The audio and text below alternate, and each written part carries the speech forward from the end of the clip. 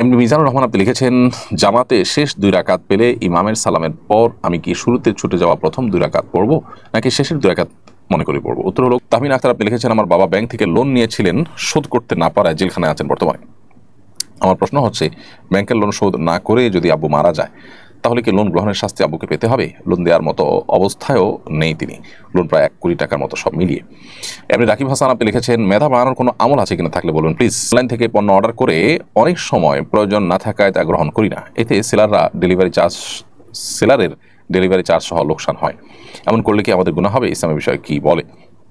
আমার ছোট মামা মারা গিয়েছেন, আমার মামি ওনার ভাসুর আর জায়ের সাথে আগামী বছর হজে যেতে চান, উনি কি যেতে পারবেন? উত্তর হলো না।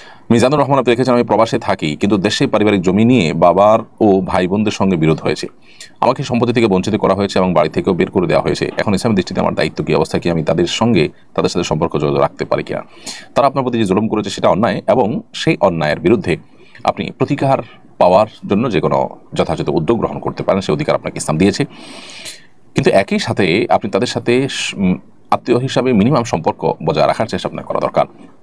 তারা আপনার প্রতি জুলুম করেছে দেখে আপনি তাদেরকে ছিন্ন করে থাকবেন, এমনটি করা উচিত নয়। কারণ বিষয়ে সহিহ বুখারীর বিখ্যাত হাদিস রয়েছে, নবী করিম সাল্লাল্লাহু আলাইহি ওয়াসাল্লাম থেকে, যেটা আবদুল্লাহ ইবনে ওমর রাদিয়াল্লাহু আনহু বর্ণনা করেছেন, যে নবীজি আলাইহিস সালাম বলেছেন, লাইসাল ওয়াসিলু বিল মুকাফি, যে ব্যক্তি আত্মীয় হিসাবে কেউ কোনো কিছু দিলে সেই সমান দেয়, এই ব্যক্তি আত্মীয়তা সম্পর্ক রক্ষাকারী নয়। এটা তো বিনিময় দেওয়া, এটা তো যে কোনো মানুষের প্রতি আমরা করবো, হাল জিজা আল ইহসান ইল্লাল ইহসানের উপর আমল করে, যে কেউ আমার প্রতি ইহসান করেছে আমি ইহসান করবো, এটা তো সাধারণ মানুষের জন্য প্রযোজ্য। কিন্তু যারা আত্মীয় হবেন তাদের জন্য হলো আত্মীয়তার সম্পর্ক ছিন্ন করার পরিবর্তে আত্মীয় সম্পর্কে রক্ষা করা।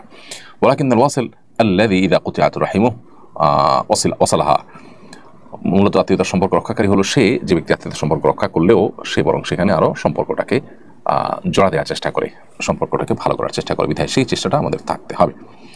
আমার ছোট মামা মারা গিয়েছেন, আমার মামি ওনার ভাসুর আর জায়ের সাথে আগামী বছর হজে যেতে চান, উনি কি যেতে পারবেন? উত্তর হলো না।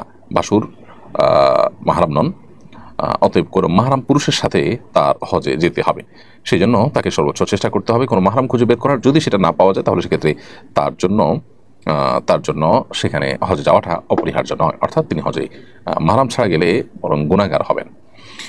এমনি মিজানুর রহমান আপনি লিখেছেন, জামাতে শেষ 2 রাকাত পেলে ইমামের সালামের পর আমি কি শুরুতে ছুটে যাওয়া প্রথম 2 রাকাত পড়বো নাকি শেষের 2 রাকাত মনে করে পড়বো? উত্তর হলো, কারো যদি প্রথম 2 রাকাত ছুটে যায় 4 রাকাত আমাদের শেষের 2 রাকাত পান, তাহলে তিনি যখন ইমাম সালাম ফেরানোর পরে ছুটে যাওয়া রাকাতগুলো আদায় করবেন তখন তিনি প্রথম 2 রাকাত জ্ঞান করে পড়বেন, অর্থাৎ সূরা ফাতিহার সাথে সূরা মেলাবেন।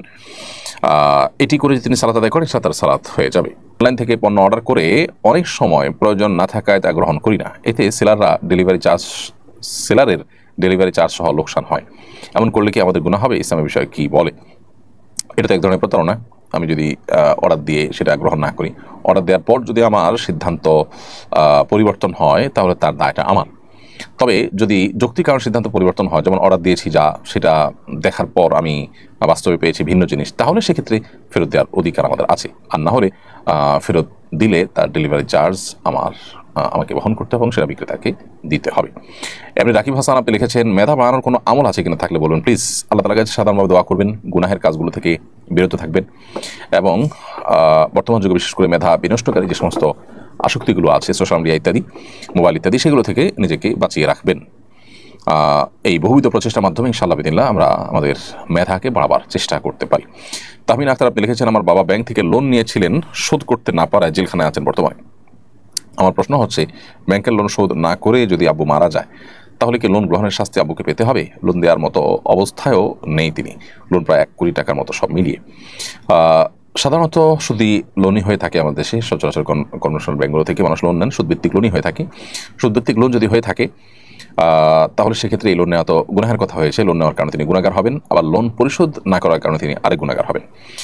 এবং এই দায় থেকে তাকে মুক্তির জন্য প্রথমত তিনি সুদী লোন যেটা নিয়েছেন সেটার জন্য তওবা করতে হবে, যে জীবনে আর কখনো তার যত প্রয়োজনই হোক তিনি এরকম কোনো সুদের কারবার জড়াবেন না, এই মর্মে তাকে তওবা করতে হবে। তওবা করলে আশা করা যায় সেই গুনাহ আল্লাহ তাআলা তার মাফ করবেন। কিন্তু আপনার বাবার যে লোন হয়েছে ব্যাংকের প্রতি, সে লোন পরিশোধ করার চেষ্টা তার সর্বোচ্চ থাকতে হবে এবং জমি জমা স্থাবর সম্পদ বিক্রি করে হলেও তার লোন দেওয়ার সর্বোচ্চ চেষ্টা করতে হবে। যদি তিনি সর্বোচ্চ চেষ্টা করেন, কোনো কারণে ফেঁসে গিয়ে থাকেন, তাহলে আশা করা যায় তিনি গুনাহগার হবেন না। তবে তার মৃত্যুর পর তার সন্তানদের উচিত হবে বাবাকে লোন মুক্ত করা, তার রেখে যাওয়া সম্পদের সব বিক্রি করে হলেও আগে লোনটা পরিশোধ করার উদ্যোগ নিতে হবে। তাহলে ইনশাআল্লাহ তার কাছে আশা করা যায় দায়মুক্ত হতে পারবেন।